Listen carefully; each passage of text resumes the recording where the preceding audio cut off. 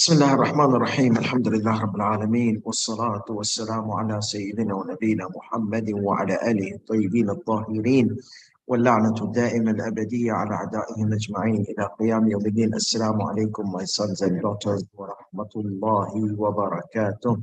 Inshallah, we are going to take today part 3 of Surah Al-Ghashiyah.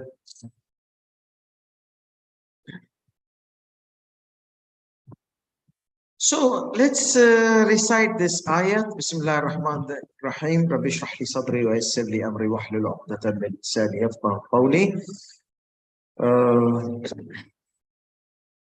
أعوذ بالله السميع العليم من شر الشيطان اللعين الرجيم. Those who are following with us, ayat 17 till ayat 26. أفلا ينظرون إلى الإبل كيف خلقت وإلى السماء كيف رفعت وإلى الجبال كيف نصبت وإلى الأرض كيف سطحت فذكر إنما أنت مذكر لست عليهم بمسيطر إلا من تولى وكفر فيعذبه الله العذاب الأكبر إن إلينا إيابهم ثم إن علينا حسابهم. آمنا بالله. صدق الله العلي العظيم. اللهم صل على محمد وآل محمد. So after mentioning the two groups of Al-Ghashiyah, those who are covered, surrounded by the day of judgment, and blessings of the day of judgment for the good ones, and the atrocities of the day of judgment for the evil ones. So they are Ghashiyah, they are surrounded, okay, they are covered. After mentioning those two, Allah subhanahu wa ta'ala comes back to condemn those evil ones. Those evil ones, Allah subhanahu wa ta'ala comes back to condemn them and try to remind them that why they are like being worth of hellfire. Why can't they prevent themselves from the hellfire? Why don't they see the signs of the existence of Allah subhanahu wa ta'ala? There are so many signs. In this surah, Allah subhanahu wa ta'ala mentions 4 signs of Allah subhanahu wa ta'ala as a reminder. So sign number 1, أَفَلَا يَنْظُرُونَ إِلَى الْإِبِلِ كَيْفَ خُلِقَتْ. Don't they see that the camel, how they were created? Ibil is camel, and Jamal is camel, and Naqa is camel. And so therefore camel has various names.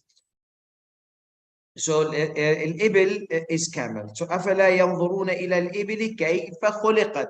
How the camel was created. Now there are so many animals Allah subhanahu wa ta'ala has created, and Allah subhanahu wa ta'ala has created uniqueness in lots of these animals. So why precisely camel? Because the camel, number 1, it was surrounding in Arabia in the environment where the Quran was descended. Number 2, camel has a lot of special characteristics. Such as what? Such as it is called the Safinatus Sahra, the ship of the desert.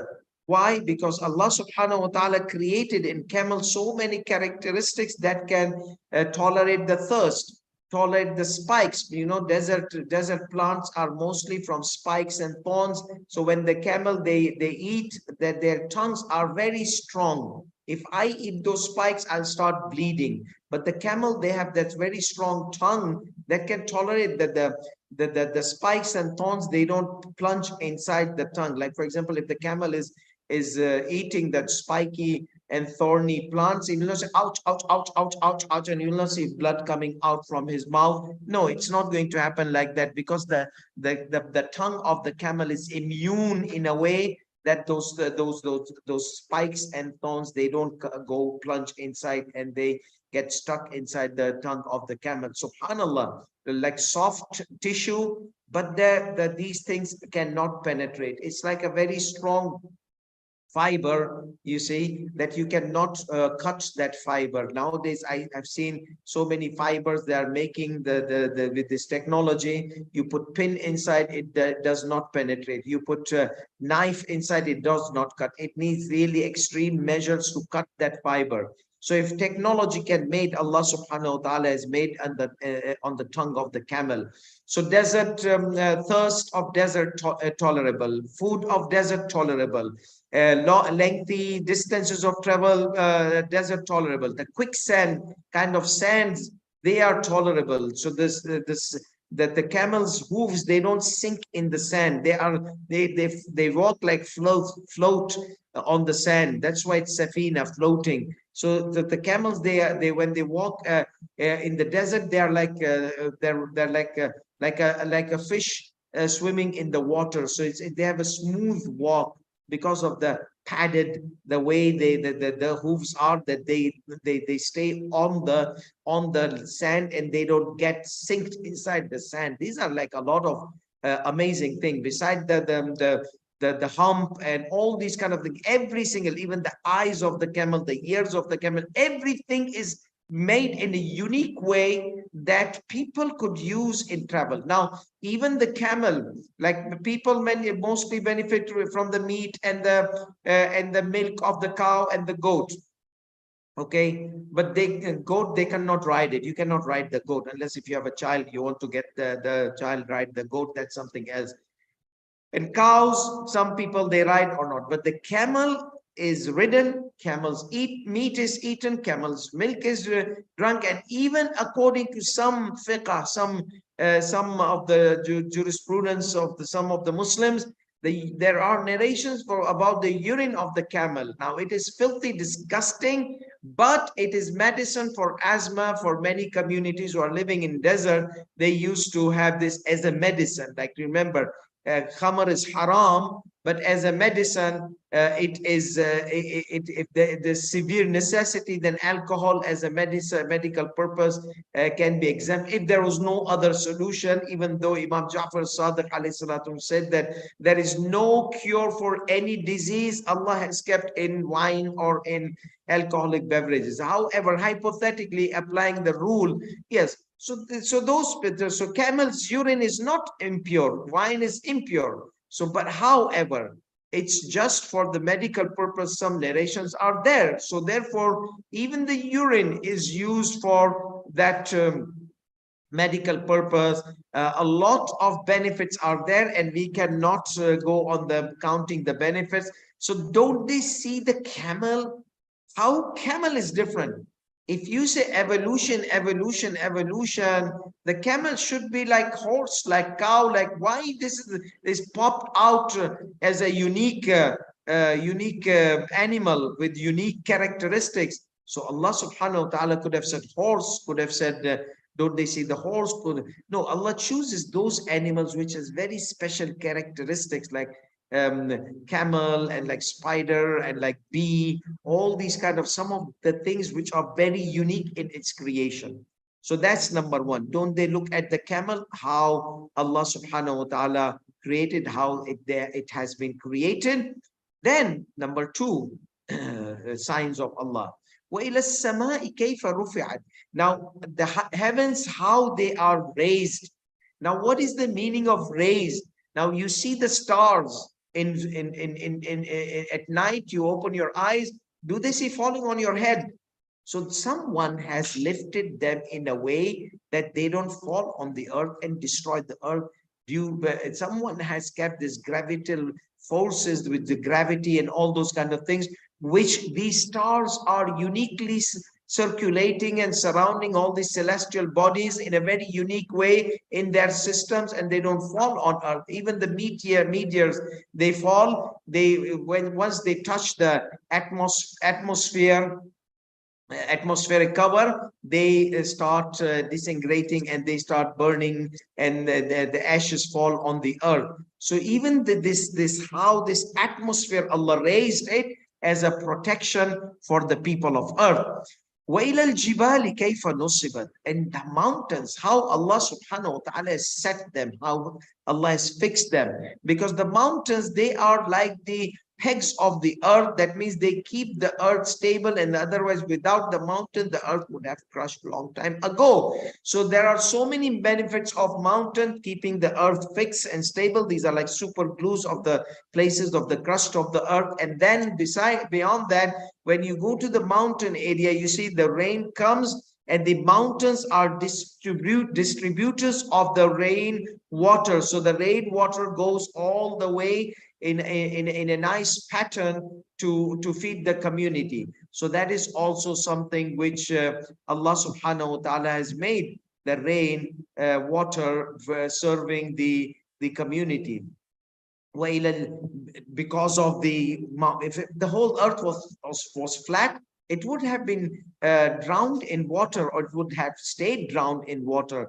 So that is why Allah subhanahu wa ta'ala is showing us that how the mountains are made, established in a way that they have some kind of uniqueness to protect the earth, to stabilize the earth, and to distribute the water resources in different parts of the distant places of the mountain. You can see the rain starts from the high areas, from the plateaus, from the mountain, and it comes on the lower areas, and then it is drained inside the ocean or the sea or the lake. Anyhow, there is a collection, there's a reservoir, it collects the rainwater. So from the top to the bottom, the rainwater comes and collects in the reservoir or the ocean or the spring, all those fountains, some of those which are filled with the rivers flowing from the top of the mountains. وَإِلَى الْأَرْضِ كَيْفَ سُطِحَتْ. Okay, if the earth was all entirely mountain, you see, then people would have difficulty in living on those areas, high areas. So no, Allah subhanahu wa ta'ala made some land which is flat land, surface land, so that people could even build their houses properly without difficulties. And that is one of the benefits of the earth being in a flat surface, like areas of earth. How it has been surfaced, like there's a surface, so you can stay on it. Otherwise, if it was all covered with water, we would not have been able to build our houses on the top of the earth. See, so these are the 4 blessings of the of Allah subhanahu wa ta'ala from 17 to 21. And then number 22, number 21, like 17 to 20. Number 21, فَذَكِّرْ إِنَّمَا أَنْتَ مُذَكِّرْ. Remind, O Muhammad sallallahu alaihi wasallam. You cannot force them. There's no compulsion in religion. Your part is to remind them, O Muhammad. فَذَكِّرْ. Okay, so فَذَكِّرْ إِنَّمَا أَنْتَ مُذَكِّرْ. You are none but a one who reminds them, admonishes them, warns them. That is your job, O Muhammad, to put pressure on them, to shoot them, or to put sword on their head and they say, okay, believe, otherwise I'll chop off your head. That is not the policy of Prophet Muhammad sallallahu alaihi wasallam, neither the policy of Ahlul Bayt alayhi salatu wasallam. Some Muslim kings might have done that, and we reject that kind of policy. Aslim taslam, aslim, embrace Islam, otherwise we'll chop off your head. That does not work like it in the school of Ahlul Bayt alayhi salam and in the school of Prophet sallallahu alaihi wasallam. Some other schools, some of them, they made these kind of things, but no. Aslim means aslim, embrace Islam. Taslam means you will be secured on the day of judgment from the torture and the torment of the hellfire. Aslim in this world, taslam in the day of judgment. Yes. So lasta alayhim bimusaytir. You are not a taskmaster. You are not somebody who can force people to embrace Islam. No, your part is what? Your part is only to remind them. إِلَّا مَنْ تَوَلَّى وَكَفَرَ. Except for those people who turn their backs and they reject, they are disbeliever. Now, here we have 2 opinions. Opinion number 1 says that, oh Muhammad, you don't have to guide them. Okay, you don't have to guide these people who are deviants who are insisting on their stubbornness. Don't guide them. Guide those people. Fadhakkir, remember ayah 21 said, Fadhakkir, remind them. So remind those who get the guidance and pay heed to the guidance. You don't have to remind illa man tawalla wa kafar. Except for those you don't have to remind. Why? Because they are distant. The more you'll remind, the more they will be stubborn. So for them, they have chosen their evil path. And for them, فَيُعَذِّبُهُ اللَّهُ الْعَذَابَ الْأَكْبَرُ. Allah subhanahu wa ta'ala will punish them the biggest punishment. Now, what big could be from the boiling water and extreme hellfire and that horrible tasting, horrible, filthy, foul smell kind of fruit with thorns and spikes on it? What bitter could be? So that's why, and the continuation of the punishment of the hellfire. So that is al-adab al-akbar, or al-adab al-akbar. That means the punishment of the day of judgment. So Allah subhanahu wa ta'ala may punish them in this dunya, but because of their stubbornness and because of their evil and because of their wickedness, Allah will punish them in the hereafter. فَيُعَذِّبُ اللَّهُ الْعَذَابَ الْأَكْبَرُ. So until here, we know that the whole message is that remind them, because remind them only, you are just a reminder, you are not a controller over them. Illa man tawalla wa kafar. Except for those, you don't need to remind them. So there's a command to remind and there's an exception. Some scholars, they say, no, you remind everybody, O Muhammad, the good one and the bad one and the nice one and the evil one. However, who will pay heed to the reminding? Man tawalla, except for man tawalla wa kafar. They are not going to pay heed to your reminding, but remind them. So see two different opinions. Allama Tabatabai says, according to the other verses, and bringing all the other verses into the context with this verse, no, the context is فَذَكِّرْ إِنَّمَا أَنْتَ مُذَكِّرْ فَذَكِّرْ إِنَّ الذِّكْرَ تَنْفَعُ الْمُؤْمِنِينَ. Remind, because the reminding benefits the believers. So he said, remind those who will pay heed and pay attention and embrace your path and embrace and be peaceful. But those people, إِلَّا مَنْ تَوَلَّى. These people, they are not simple kuffar. They are evil, wicked disbelievers, not normal disbelievers. Normal disbelievers, remind them. But these are evil, stubborn, nasty type of disbeliever. They are the one, you don't need to remind them because they have chosen their path already. For them, Allah subhanahu wa ta'ala is going to punish them the biggest punishment. Finally, the surah ends with Inna ilayna iyabahum. Surely they are going to come back to us. They're going to return. Remember, ruj'a, return is to Allah. That means we are going to come out of this nafs and this physical world and join Allah. Like, what does it mean join Allah? That means there will be no barrier between us and feeling the existence of Allah subhanahu wa ta'ala in that realm of behind a metaphysical realm. So inna ilayna iyabahum, they are going to come to us. Where? By death. And hereafter, where can we go? Our final destination is hereafter. So Allah says they're going to come to us. Okay? In the hereafter, there'll be no barrier, no nafs, nothing. People will realize that, wow, what a glory of Allah subhanahu wa ta'ala is that they feel around themselves and in them and out of them. And for sure, upon us the accountability. Upon us is the accountability. Inshallah, tomorrow we are going to mention the marriage of Surah Al-Ghashiyah. وآخر دعوانا الحمد لله رب العالمين وصلى الله على محمد وآله الطيبين الطاهرين. So last ayat, basically, we are going to bring them on the day of judgment and we are going to account them and reckon them and do the accountability with them. So where are they going to go? They are going, at the end, they are coming back to us. They are coming back to the day of judgment. Ilayna means Allah subhanahu wa ta'ala is using magnum form. That means either Allah is showing them that you guys are nothing, you are going to come to me, okay? Iyabahum, and we are going to account you. So therefore, and another opinion that no, Iyabahum inna ilayna, to us. So Allah uses plural because it's a Qiyamah is a system of hereafter. Yes. وآخر دعوانا الحمد لله رب العالمين وصلى الله على محمد وآله الطيبين الطاهرين. Okay, the question in less than 1 minute, please send it. What are the numbers of the 4 ayat which Allah subhanahu wa ta'ala reminded them by the signs of Allah? But now, to 1 minute, please send your answer. Just mention the numbers of the ayat today we did, which mentioned the signs Allah showed them, Allah reminded them. Don't they see? Don't they see? Don't they see?